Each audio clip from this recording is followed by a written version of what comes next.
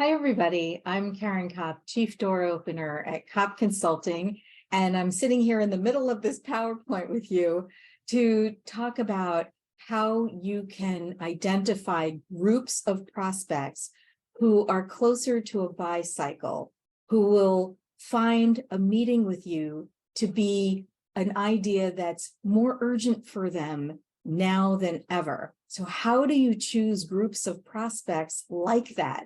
I wanted to give you a bunch of different examples so that you can do this for yourself. For those of you who have asked for this video, you were on the 5 Planks of Door Opening Success program that I did, and you've asked for more information about this. So when we think about the 5 Planks of Door Opening Success, what has to go right in order to get the right doors open? The 5 planks are right target, right sales message, right answers for objection, the right door opener doing the work, and that right door opener is doing the right executional process. And when those 5 planks are in place, the doors open. So the very first plank in the 5 planks is right target. And a lot of times people will tell me that later on in the sales process, they may find the sales process to stall, or a surprise decision maker shows up and puts the kibosh on the entire sale. And a lot of times in that case, I ask them, was that really the right prospect to begin with? And they say, no, it was really not the right prospect to begin with. Well, sales is a lot more efficient when you start the entire process with somebody who is the right target. And I don't just mean size of company, level of decision maker, geography, industry niche. Those are all of the filters that most people think about when they think about choosing the right target. But at Kopp Consulting, when we're helping our clients develop the initial phase of the door opener program, where they're outsourcing their door opening to us, and we're landing the big important prospect meetings for our clients, the very first thing we do is we identify the filters that will help our clients assemble a prospect list of prospects who are more likely to move forward sooner. They're going to say yes to the meeting sooner and yes to the sale sooner. So how do we do that? There's 3 aspects of that, which I'm going to show you in a second. But before I do, I want you to notice the very first plank, the right target. If that plank is not in place when you have the other planks of the bridge, the whole bridge will fall in.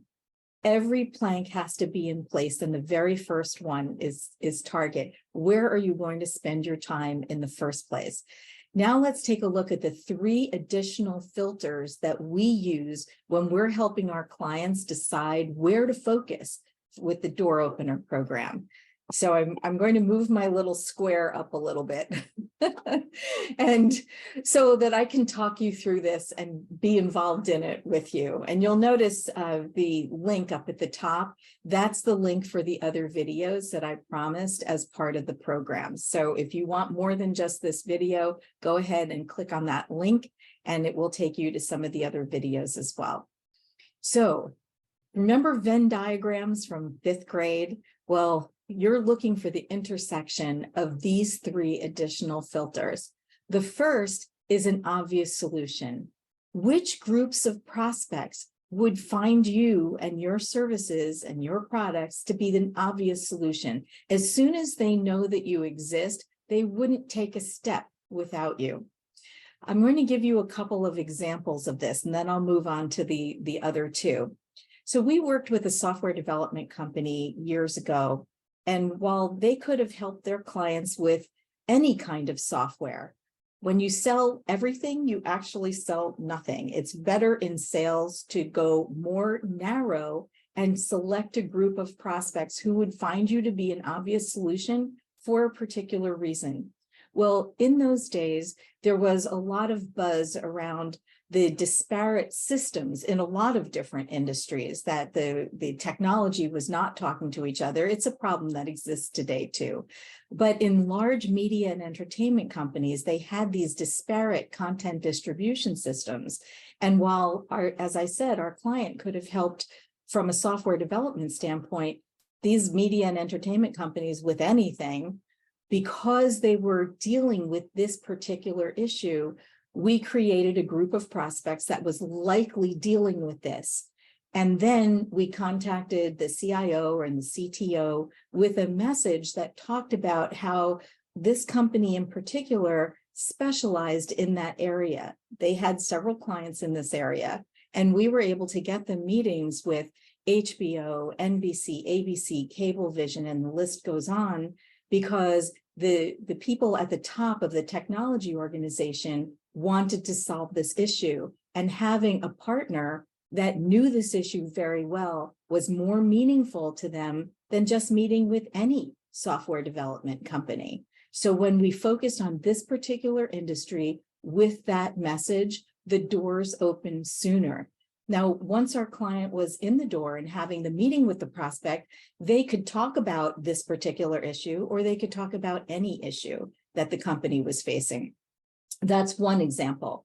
Another one is if somebody has X software plus Y software, they may likely need you as well. And here's a great example, and it applies to our business in particular. If someone is already subscribing to ZoomInfo information, which is a wonderful system for downloading contact information in many different kinds of verticals and many different titles, if they are subscribing to ZoomInfo information, then it's very likely that getting in the door with prospects is a high priority to them, such a high priority that they're willing to invest in this resource. If they're willing to invest in that resource, it's very likely that they need outsourced door opening solution as well. So that gives you another example. So if what you do can pair with a technology, if they have this technology, then they're likely facing a particular issue that has to do with that, and that you can help them solve. That is a prospect list that can have an additional filter that has a smaller group of people who are more likely to find you to be an obvious solution. Here's another example. Years ago, we supported a meeting planning company that targeted pharmaceutical marketers. And when we took a look at who were the people who were willing to think about their meetings in a different way and have a meeting with someone new, we started investigating, okay, if we take 5 to 10 of these people and we research them on LinkedIn and Google, what did they all have in common? Well, it was really interesting, but every single one of them had won awards within their big companies. So we drew the conclusion that people who won awards in their companies were looking for that recognition. These were the renegades, the people who were more likely to stick their neck out to try something new so that they can get the recognition. Well, that's very easy to search. We first made the list of all the pharmaceutical marketers that were likely responsible for initiating meetings for their companies. And then we added this additional filter of those marketers who had also won awards in their company. So you can see we took a wider group of prospects, added a filter, made them a smaller group of prospects, and then we had messaging that was a slam dunk against that group of people. We talked about how these marketers within the companies were winning awards because of the meetings that they were having, and that we wanted to talk to them about why those meetings won those awards. Those marketers came to the meetings sooner because they were looking for that kind of recognition. That's just one more example. I gave you several examples of how you can look for groups of prospects that would find you to be an obvious solution. Be creative about this. Look at your best clients. Why did they find you to be an obvious solution? Before we move off of this point, I do want to talk about only solution. Is there a small subset of those people who find you to be an obvious solution who would also find you to be the only solution? Now, usually when I say this, they say, Caryn, there are really only a couple of people who would find us to be the only solution. And then I say, okay, great. Are all of them your clients? Because if they're not, that's low-hanging fruit. And you want to go after them first. Who of these people who would find you to be the obvious solution would also willingly pay what you want to charge for your services? It's rare that someone who hits my doorstep wants to sell on price. Usually people who hit my doorstep want to sell on value, but not everybody out there will pay for value. I've seen people go through the most logical presentations with prospects to explain to them why, of course, they should be paying for value, when the prospect could agree all day long that the presentation makes logical sense and they will never, never, never pay for that value. Well, what would happen to your prospecting efficiency if you could just lop off that group of prospects and not spend time there, but rather spend your valuable time pursuing those people who are more likely to pay for value? Of course, the next question is, okay, Caryn, well, how do you find those people? Well, there's a lot of information on LinkedIn and on Google and on platforms like ZoomInfo that will help you to understand whether these people are more likely to pay for value. Have they tried different things that they are publishing information about? Are they proud with their press releases that they've tried something new and that has enabled them to achieve greater success than others? What are they reading? What do they subscribe to? Are they reading the Harvard Review? Those people are typically looking for additional ideas, additional ways to do things, and are more likely to invest in them as well. Now it's time to add in urgency. So which groups of prospects will find you to be the obvious solution, will also willingly pay what you want to charge for your services, and will feel urgency around having a meeting with you and taking next steps? So urgency has become a very important, more important than it used to be, especially since the pandemic. People during the pandemic were looking for prospects who were spending. How did they find prospects who were spending? Well, looking for urgency, people who are more likely to feel urgency got them to groups of people who are more likely to be spending, as opposed to just collecting resources for a different day. So let's talk about urgency for a second. Which groups of prospects are more likely to feel urgency? Well, we have a client that does commercial flooring and interiors. And in New Jersey, many years ago, there was legislation that can be considered a trigger event. There was legislation that companies, corporate headquarters, had to have a mother's room in their building. Well, the mother's room wasn't defined as to what that had to look like. So you can imagine there are groups of companies that are going to have a coat closet and a steel chair, and that's it. And others that would have beautiful rooms with music and recliners and waterfalls.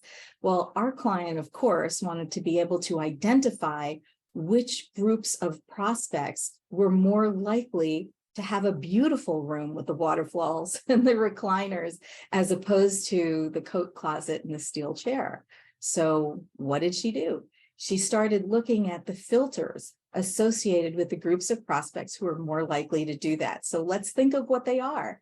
Well, what about companies that sell luxury products? They're going to want to have a corporate headquarters that's beautiful. What about companies that are more likely to have international visitors or visitors of any kind? What about companies that have a big population of female employees, especially those in childbearing years? So there are a lot of different filters that you can think of that are searchable, that you can identify groups of companies that are more likely to be in this kind of category, and then not spend time with the companies that are less likely to be in this category. Also, urgency. Well, there was a promotional products company that we worked with years ago, and they found out that their competitors were having a hard time servicing clients who had ordered a particular kind of promotional product, and they had a source for that. What did they do? they identified companies who were more likely to need that particular promotional item, and they contacted them saying that they had stock on this and they can provide service. They were able to switch over many of other competitors' customers over to them because they did that outreach with groups of companies that were more likely to need them. So when you think about which companies are experiencing trigger events or which kinds of companies are experiencing urgency, think about it in terms of an income statement, right? What are the groups of prospects facing as it relates to their sales? What are they facing as it relates to their labor pool? What are they facing as it relates to the resources they need for their products and services? And what are they facing as it relates to their profit? If you can identify trigger events that are going on within your prospects world, then you can more narrowly define your groups of prospects that you're going to go after, and then create messaging, which is a slam dunk for what they're facing right now. So I hope these suggestions have been helpful for you. Feel free to reach out to me through the website, which is below, koppconsultingusa.com, KOPP consultingusa.com. If you have any questions or you want to brainstorm how you can identify prospects to pursue who are more likely to say yes sooner to the meeting and yes sooner to the sale. I'm glad we had a chance to spend time together today.